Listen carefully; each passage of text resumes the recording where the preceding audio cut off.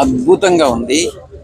నిజమైనటువంటి స్పందన వాళ్ళ వాళ్ళ వాళ్ళ యొక్క హావభావాలు కానీ వాళ్ళ ఆ, ముఖ కవళికలు కానీ పరిశీలిస్తే గుండె లోతుల్లో నుంచి వాళ్ళకి వస్తున్నటువంటి ఆ యొక్క ప్రేమ ఆదరణ జగన్మోహన్ రెడ్డి గారి పట్ల, జగన్మోహన్ రెడ్డి గారి ఇచ్చినటువంటి పథకాల పట్ల ఆయన్ని ఒక దేవుడిగా భావిస్తూ తప్పకుండా అనుకున్న లక్ష్యం మేము సాధిస్తామన్నటువంటి నమ్మకం మాలో కలుగుతుంది.